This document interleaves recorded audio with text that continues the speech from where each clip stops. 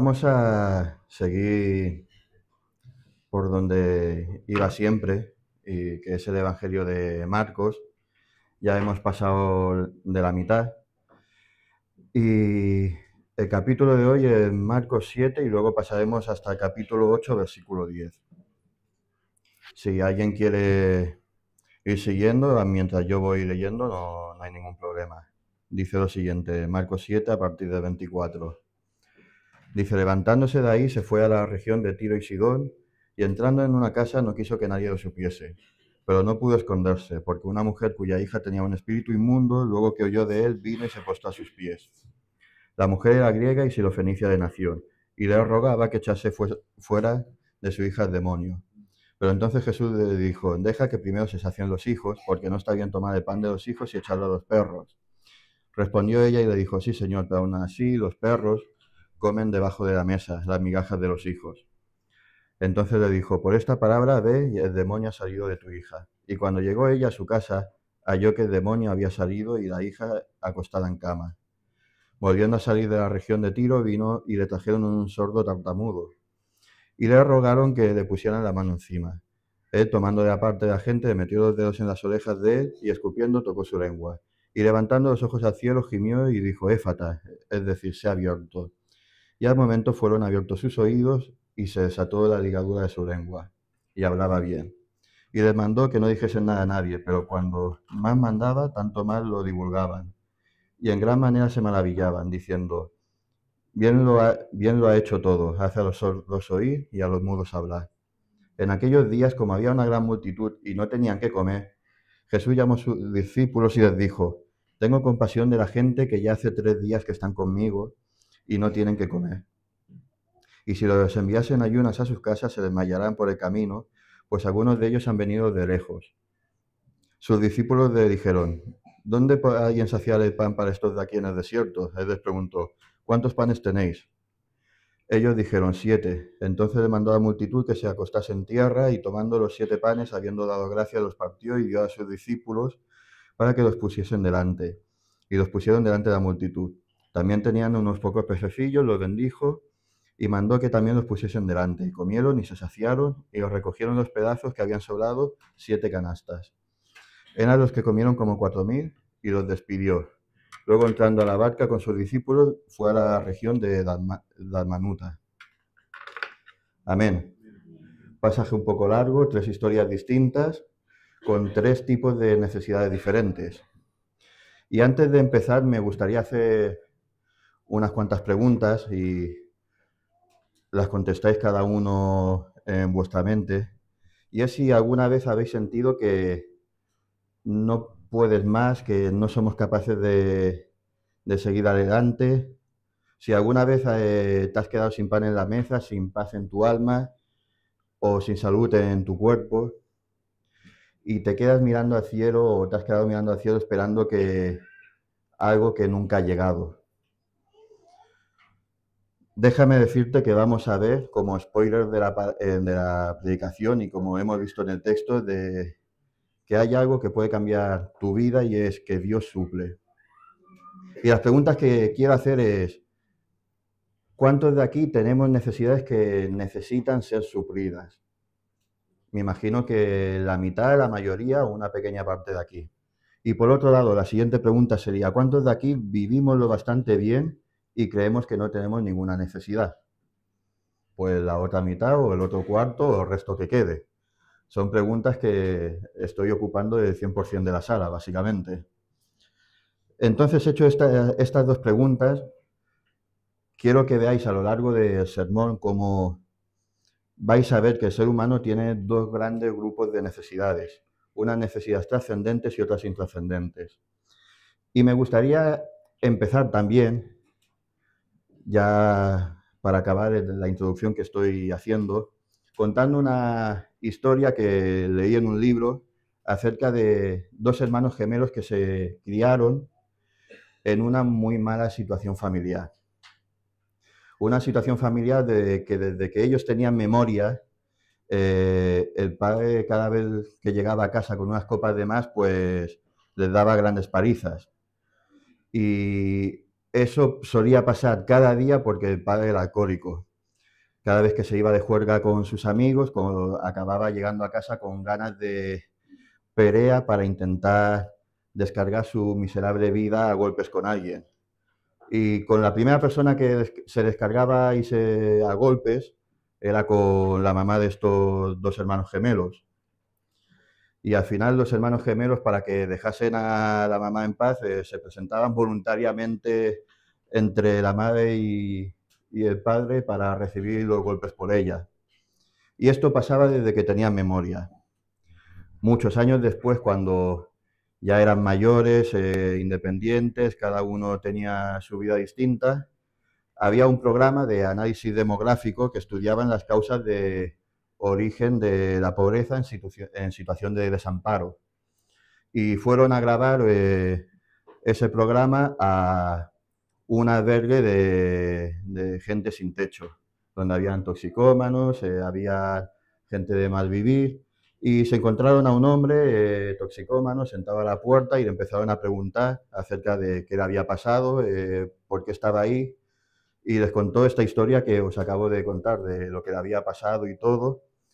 Y ellos, después de grabar testimonios de toda esa gente, viendo terribles historias, finalmente a este hombre le preguntaron de, bueno, ¿y cómo has acabado así? ¿Por qué has llegado a esta situación? Y él le respondió que con un padre como el mío no podría haber acabado de otra manera. Lo único que después siguieron hablando y acabó confesando de que él tenía también un hermano gemelo, que tenía una familia feliz, se había montado un negocio y vivía en la otra punta de Estados Unidos bien, con una buena vida. Y ellos, extrañados, decidieron también ir a buscar al hermano gemelo para hacer la misma entrevista y ver lo extraño de la situación. Llegaron a la casa donde estaba el hermano gemelo, empezaron a preguntar acerca de su infancia, les contó la misma historia, ellos empezaron a preguntar, ¿habéis estado en los mismos colegios? ¿Vivisteis con vuestros padres la misma cantidad de tiempo? Y él, sí, sí, sí, y finalmente le preguntaron también, y bueno, ¿y cómo has acabado en esta situación? Y este hermano, el de la buena vida, también le respondió, es que con un padre como el mío no podía haber acabado de otra manera. Vemos, en este caso, la historia es muy curiosa y vemos como el mismo pasado con distintas respuestas. Y esto nos hace también pensar en cómo nosotros podemos responder a nuestras propias heridas. Es decir, todos está claro que somos iguales a imagen de Dios, pero tenemos nuestras propias vidas, nuestras propias opiniones y todos somos únicos, aunque seamos gemelos, trillizos o nos hayamos criado en el mismo sitio. Todos somos únicos y tenemos nuestra propia perspectiva de las cosas. Y ahora vamos a ver a Jesús obrando de nuevo. Hemos visto cómo Jesús hacía milagros, cómo liberó a los endemoniados de Genesaret, vimos cómo multiplicó panes y peces, y ahora vamos a ver cómo Dios suple necesidades distintas en tres historias diferentes. Y lo primero que vemos en el primer punto, de 3 puntos que voy a tocar, un punto por cada historia, así que si alguien se pierde y vuelve al punto 2, os habéis perdido solamente un 33% de la prédica, no pasa nada. Intentad no perderos todas. Lo primero que vemos en el primer punto es que Jesús suple la necesidad de la mujer sirofenicia. Vemos una madre desamparada, una mujer gentil con una hija poseída, un camino largo, pero que ella tenía algo fundamental, que era fe. El primer punto que quiero destacar, porque a lo mejor nos perdemos con mujer que era griega, sirofenicia, es como un poco contradictorio. Y cuando habla de mujer griega, no quiere decir que estaba viviendo actualmente en Grecia, sino imaginaos el largo viaje que hubiese llevado a cabo, hubiese llegado ya casi para los últimos segundos de Jesús, sino cuando se habla de una mujer griega, se quiere decir que era una mujer gentil, una mujer que, como bien dice la Escritura, vivía en Tiro, Sidón. Estas regiones estaban bajo el mandato romano de Siria, Actualmente estas ciudades están en la frontera del Líbano. ¿Y por qué es importante que esta mujer sea gentil, sea helenística, sea con cultura griega? Por el contexto judío de ese momento, es decir, 200 años atrás de la historia de aquí, estamos viviendo con Jesús, nos vamos ahora al pasado, 200 años atrás, y vemos como uno de los sucesores de Alejandro Magno, que había conquistado todo el mundo conocido en aquella época, Antíoco Epífanes, que odiaba al pueblo judío, una de las cosas que hace es ir al templo de Jerusalén y edificar una estatua de Zeus en el templo. Luego, en el lugar de los sacrificios, donde se hacían los sacrificios al Señor, sacrifica un cerdo y con la sangre del cerdo esparce la sangre por el lugar santísimo. Y como profanación a todo lo que tenía que ver con la cultura hebrea. No fue hasta esos momentos después cuando se levanta la revolución de los macabeos y ponen fin a esta opresión griega o helenística, como queramos llamar. Entonces, sabiendo esto, que era una mujer con influencias griegas, ella sabría que, y ningún fariseo de aquella época se hubiese extrañado que su hija tenga un demonio. Diría, bueno, alguien que adora ídolos, que simpatiza con los que profanan el templo del Señor, una enemiga de Dios, no me extraña que esté ahí con los demonios y que hayan poseído a su hija. Es fruto de su pecado, dirían. Y muchas veces, tristemente, nosotros pensamos de la misma manera. Vemos gente que a lo mejor tiene otra manera de pensar, que vive de forma distinta a nosotros y pensamos, bueno, esa gente es mala, tiene lo que se merece, es culpa de ellos. ¿Cómo se atreven ni siquiera a venir a la iglesia viviendo de la forma en que viven? Y juzgamos a la gente bajo nuestro propio criterio, sin saber también, y mira que Jesús nos advirtió que con la misma vara que juzgamos, vamos a ser juzgados. Y hay gente que a lo mejor tras una bonita sonrisa aquí en la iglesia, esconde terribles acontecimientos o batallas espirituales en su vida. Y nosotros muchas veces por nuestra boca chancla o nuestras malas palabras o por nuestra falta de prudencia podemos hacer mucho daño a la gente de forma ya sea consciente o inconsciente. Y vamos a seguir viendo la vida de esta mujer. No sabemos si adoraba a todo el panteón griego, si adoraba al Señor. Lo que sí sabemos es que era una gentil que estaba sufriendo terriblemente una guerra espiritual en casa. Y para todos aquellos que somos padres sabemos que nuestros hijos los queremos de una forma muy especial y que nadie nos los toque. Podemos ser duros, les podemos castigar, podemos disciplinarlos, también les amaremos y les consentiremos cuando sea el momento, pero que nadie nos lo toque. Y en este momento la hija de esta mujer estaba siendo tocada y agredida por algo que ella no conocía ni controlaba. Su hija estaba poseída. No sabemos en qué momento escuchó de Jesús, solo sabemos que la desesperación que sentía corrió o caminó una mujer sola, porque no se nos menciona que tuviese marido ni nada, sino que ella estaba sola con su hija. Y pensar en la Palestina del primer siglo, una mujer sola, con los peligros que hay, que si te pasa algo no hay teléfono móvil para llamar a los romanos que te protejan, donde habían asaltantes en los caminos y todo, caminó de 40 a 80 kilómetros ella sola, solamente de ida, para ir a los pies de un rabino judío. Una persona que como rabino, como judío, la iba a odiar profundamente. Ella era griega, era una gentil, era de aquellos que habían venido a conquistar hace 200 años y habían profanado el templo y habían hecho masacres en las ciudades, pero a ella no le quedaba nada más. Está dicho de situaciones desesperadas requieren medidas desesperadas. Y ella sabe quién es ella, que va a ver a un rabí judío, que no tendría ninguna posibilidad si fuese a cualquier judío de aquella zona, pero también sabe que ese Jesús de Nazaret es más de lo que la gente dice que es. que esa persona tenía la plenitud de Dios dentro de él.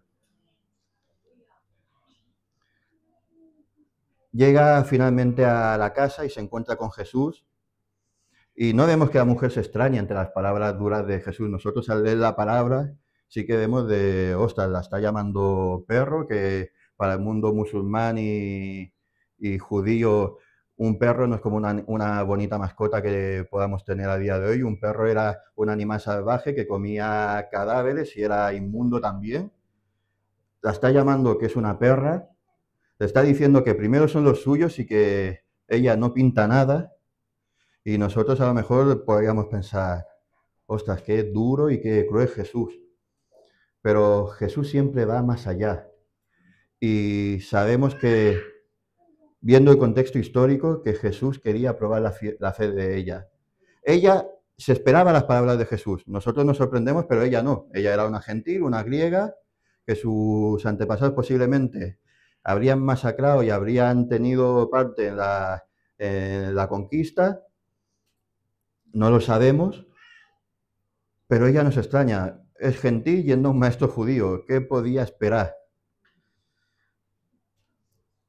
Pero Jesús quería saber si ella tenía fe en que él era algo más o que básicamente pensaba de él que era un rabí más y se acabó, un curandero más. Y vemos que no, que la mujer sabía que la naturaleza de Jesús escondía algo, que ese no era un maestro cualquiera, sino que a través de él había sanidad. Y vemos que la mujer, en este caso, ante las palabras duras, desafía a Jesús y le contesta y dice, sí, sí, pero hasta los perros comen las migajas que sobran en la mesa. Y vemos que podríamos ver esto como una falta de respeto. Muchas veces se ha dicho desde el púlpito que no somos nadie para juzgar a Dios ni las cosas que hace, pero sí que es verdad que muchas veces se puede ver esto desde nuestro orgullo y eso es algo malo, pero también vemos en la parábola como hay muchos ejemplos de gente que discute y que pelea con Dios desde la propia humildad. Tenemos Jacob que dice, no te soltaré, Señor, si no me bendices, y ellos acabaron a puñetazos en la historia. Vemos Job que dice, soy justo, estoy haciendo todo bien, mira qué me está pasando, Señor, no lo entiendo. Y la respuesta es que el Señor le habla y tienen una conversación tremenda. Vemos que cuando vimos la parábola del sembrador, que los judíos llegan luego a solas con Jesús y dicen, maestro, no entendemos ni papa de lo que has dicho ni estás haciendo, o nos lo explicas o acabamos mal. Y aquí vemos otra vez esta mujer que le cuestiona y dice, vale, primero son los judíos, pero hasta los que no son judíos pueden alimentarse del mismo Dios. Y esta es la fe que obtuvo el milagro. La que dice, Señor, no entiendo por qué me pasa esto, Señor, no sé por qué mi situación en este momento es así, pero yo no me aparto de ti hasta que no me bendigas. Y muchas veces, como en este caso, el Señor no responde como esperamos. Esto bajo nuestro propio contexto. A la mujer sí que le respondió como ella esperaba porque decía, voy a un rabí judío y no entiendo, me va a despreciar. Pero el Señor se compadeció de ella. Actuó como a lo mejor ella no esperaba. Y nosotros a lo mejor nos pasa lo contrario y vamos ante el Señor y no hay respuesta, hay rechazo, hay duras palabras como en este caso. Y muchas veces Dios no responde como esperamos. Pero lo que sí que está claro es que Dios responde. Y vemos aquí que un Dios que ante su apariencia dura está atento a las necesidades espirituales. Y es que muchas veces en nuestra vida como creyentes vamos a ser puestos a prueba. Se dice que nuestra fe va a ser puesta a prueba para que al final sigamos avanzando, creciendo y sea más valiosa que el oro. Y puede que haya gente aquí que, no sé yo, que estén atrapados con cadenas espirituales, que estén atados a pecados, que sufran de opresión demoníaca. Puedes que vivas una mala vida y hayas ido a los pies de Jesús y recibas respuestas que no esperas, pero sea cual sea tu caso, en el nombre de Jesús hay liberación. Y yo te invito personalmente a ir a sus pies y decirles, hasta que no me bendigas, no me aparto de tu lado. Para seguir avanzando, vamos a ver ahora el segundo punto, y es que vamos a ver cómo Jesús suple la necesidad de sanidad.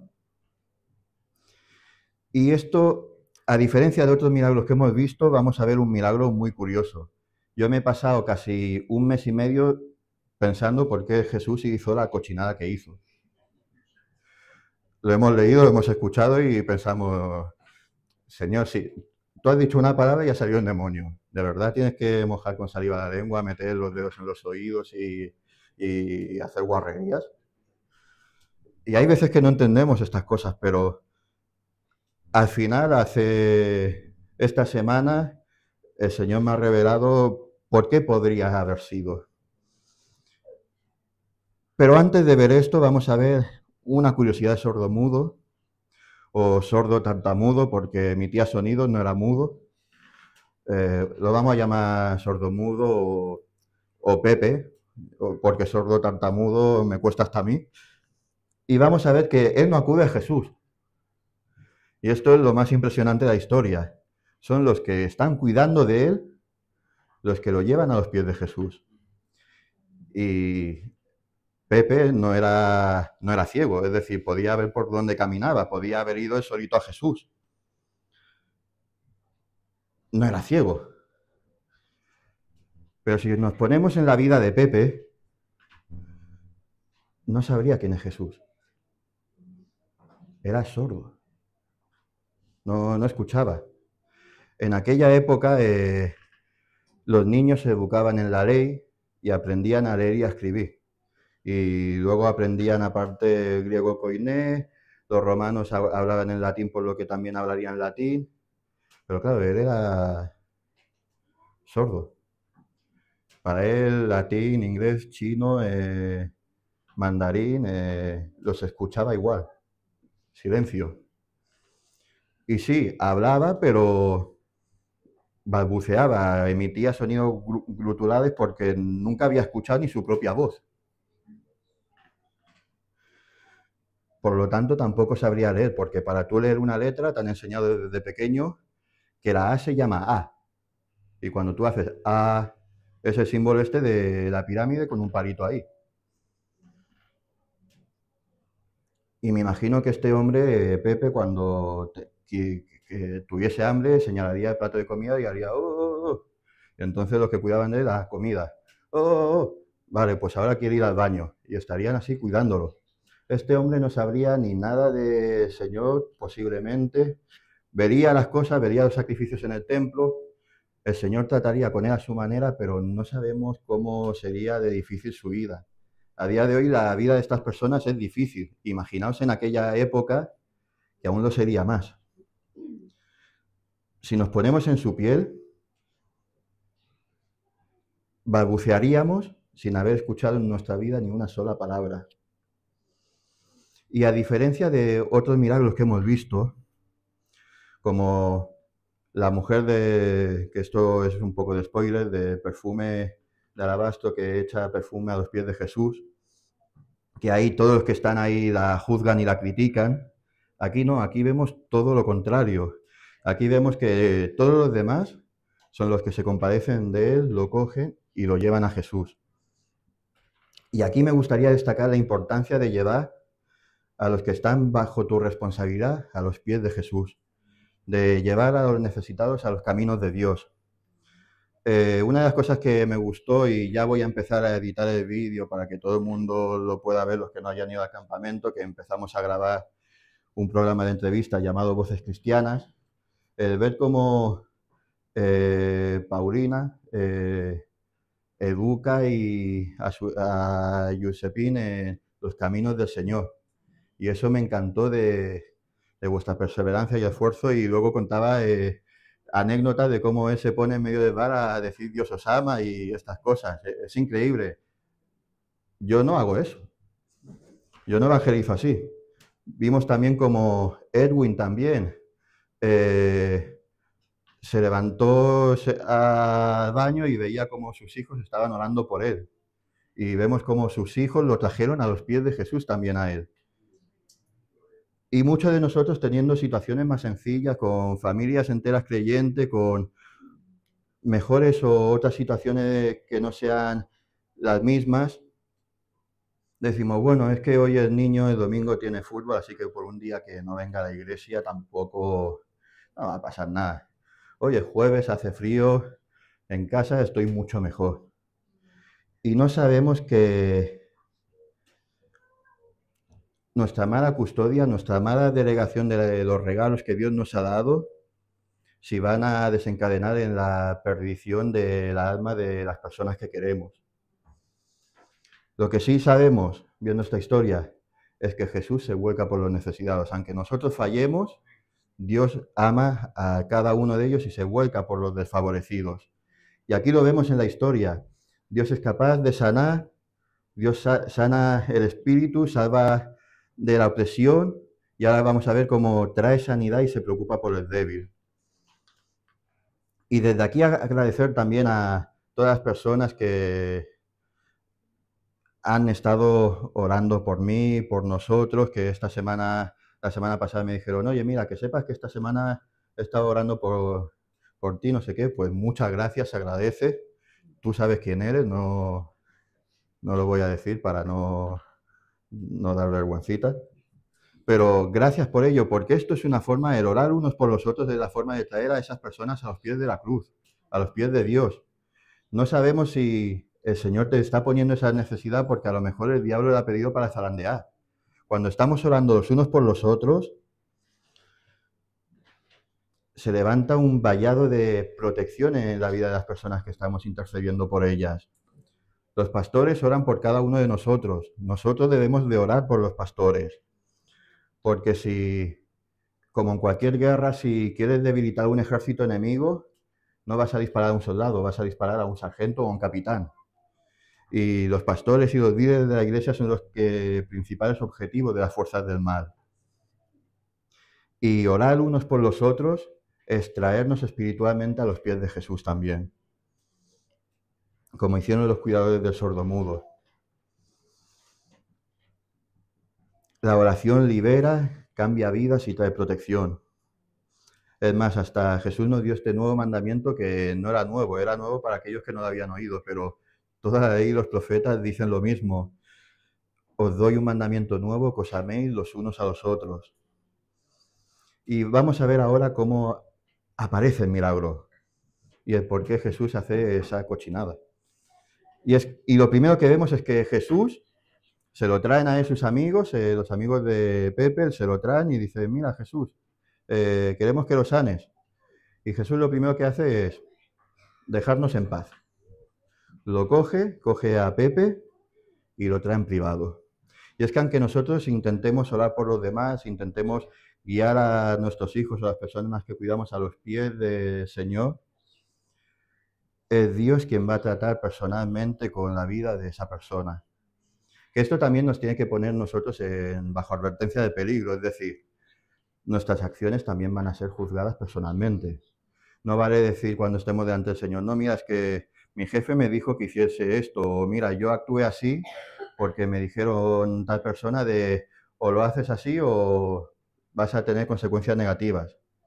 No, ante Dios cada uno somos responsables de nuestras propias acciones. No vale me dijo ni la vecina me ha dicho. Y vemos aquí que Jesús lo que quiere es un trato personal con este hombre. Y lo bueno es que Dios habla en nuestro idioma, en el idioma de cada uno de nosotros. Pero si hablamos aquí todos castellanos, Dios habla en nuestro idioma. Y si lo quieres entender, entiéndelo. No lo voy a explicar. Dios se adapta a ti.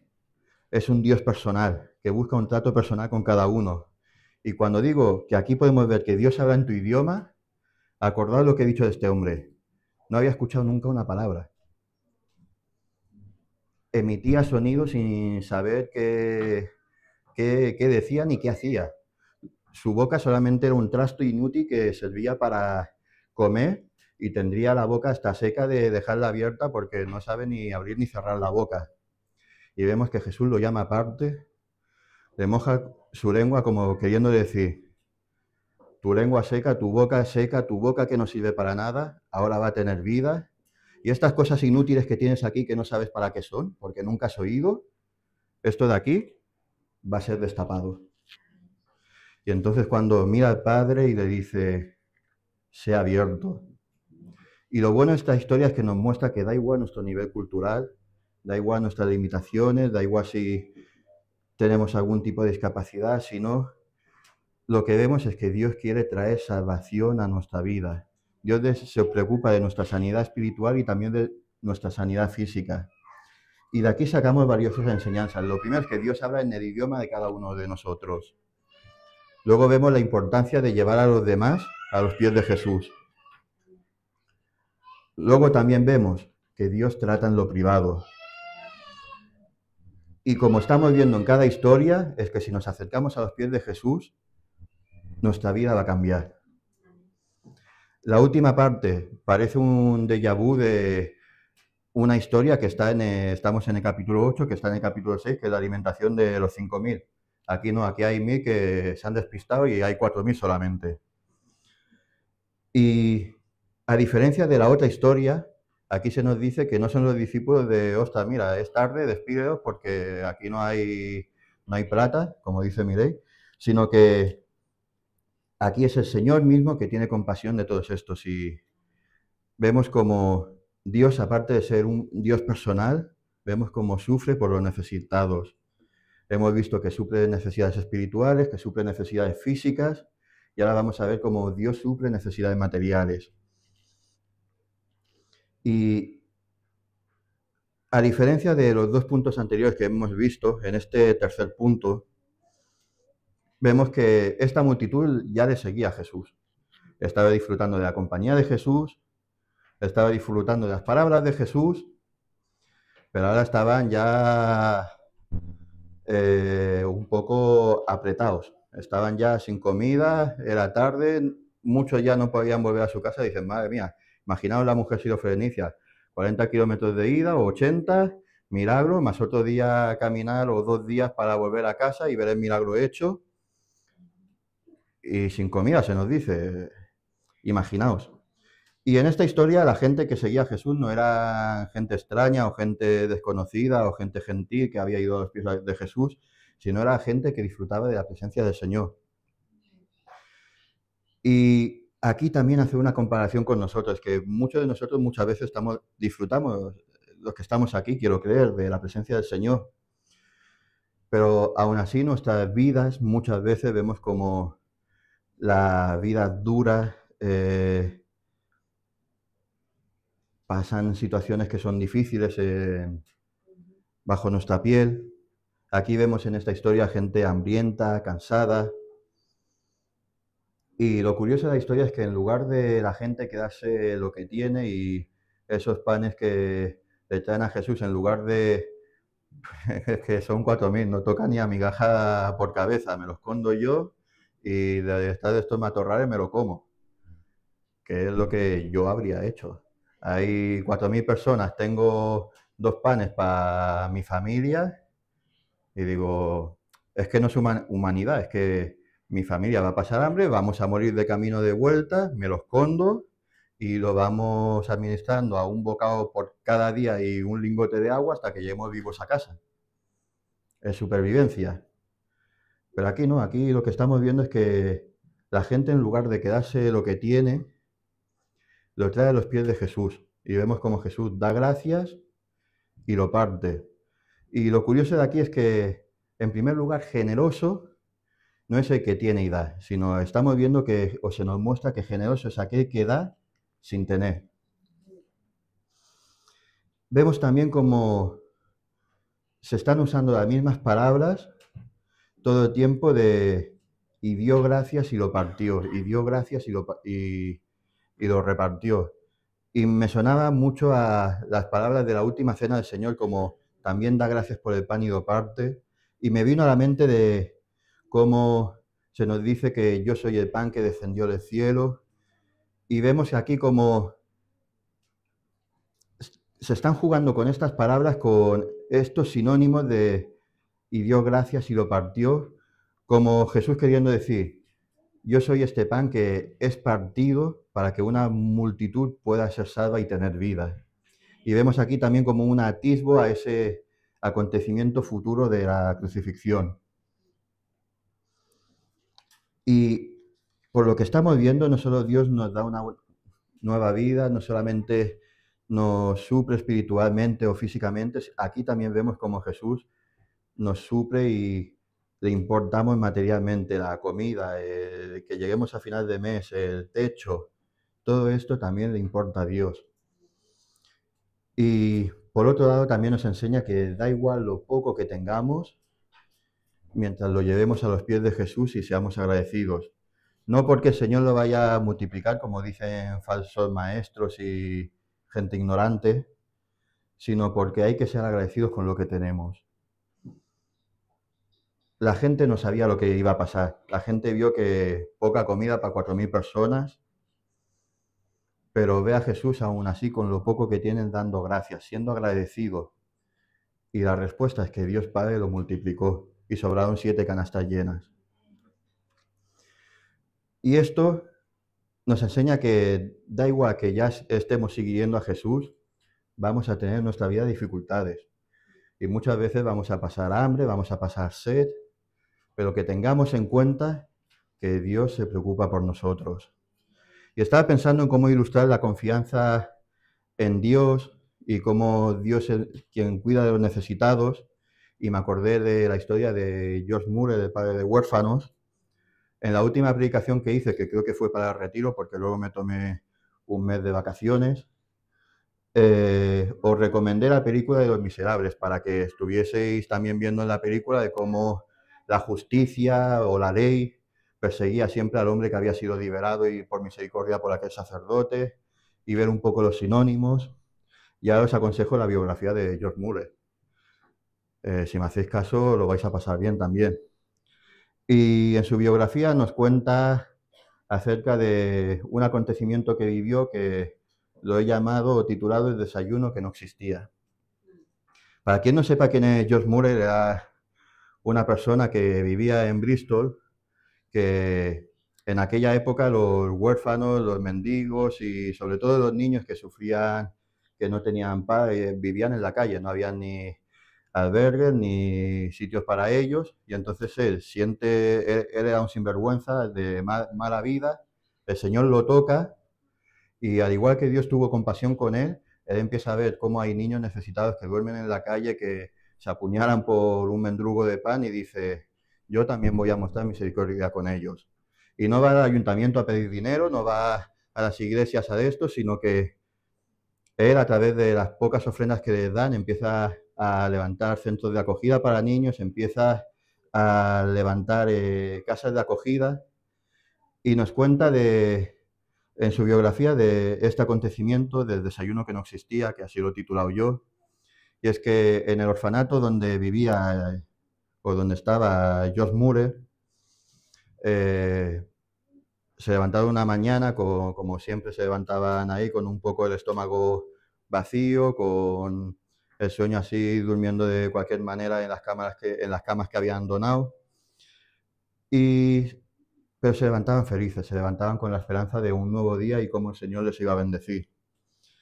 Y se levanta George Moore, va hacia el salón donde está el comedor y ya están todos los niños sentados en las mesas, hablando, jugando por ahí, la gente poniendo los platos, poniendo los cazos y vemos que un asistente de cocina lo llama y dice, George Moore, ven para aquí un momento que estamos en aprietos. Dice, a ver qué pasa. Dice, es que no hay nada de comida, no podemos dar de desayunar absolutamente nada, ni un vaso de agua. Él lo mira con seriedad, como quien ve la tormenta, pero cree que después de la tormenta está el sol detrás de las nubes, y le dice, sienta a los niños y diles que vamos a desayunar. Dice, a ver, que no hay nada para desayunar. ¿Quieres que lo sientes sin haber nada para desayunar? Dice, sí, sí, siéntalos y diles que vamos a desayunar.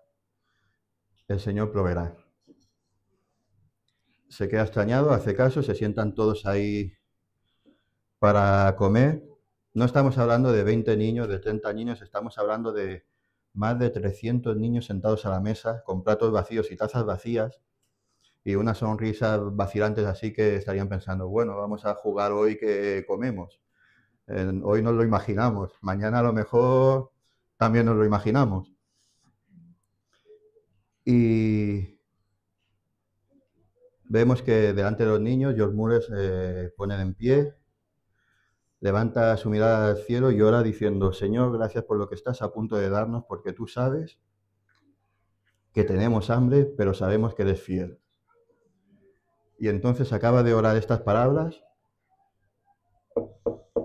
y llaman a la puerta del orfanato.